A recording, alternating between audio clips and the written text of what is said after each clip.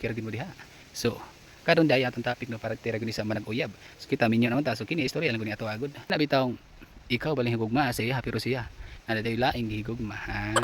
Ana gyud ano labi na ganang daga ug litaw diha ba. Kana bitaw ang usa ka tawo na gusto nimo na ikaw bay pa dako gusto sa iya.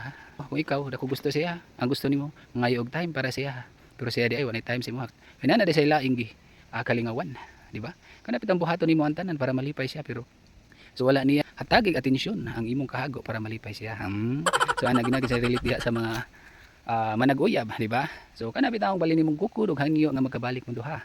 Pero siya nagpaniguro pug likay-likay sa imo para ikaw buwagan na. Ay, ana gyud ano so mo gyud ay kinabuhi sa manag-uyab lagi no. So ana gyud ano labi na ganang ikaw balin dako gusto siya. Na siya na daylaing gihigugma. So ana gyud sa labi ulit tawag daga no. So mo man lagi na istorya kung unsay nagpasakit sa imo.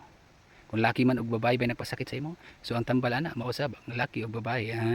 Pero akong tambag nimo kung nakagibi ang relasyon, namusud ka sa laing relasyon, ayaw lang po nabuhatakan kita og panakip butas ba kanang imo lang siyang gigamit para makalimtan siya. So ayaw sab na nikaw man imo rang buwagan. So makapasakit kag ubang tao. So ayaw gyud na buhata. Kamo gyud no, mo gyud na inyo dayon buhaton. Kung dili mo okay sa imong uyab na murag wa na kay gusto siya ha, mangita dayon kag lain diha para imo makalimtan dayon siya. Ang inyong makaagi. Aminin na lang gud no. So mura to atong update no. Unsa na natong vlog oy. Gikan sa farm naabot naman ni uyab-uyab. Muna sabtan lang natong vlog. Unsa man man kamot man kita diri no sa atong vlog na monetize pero sige lang.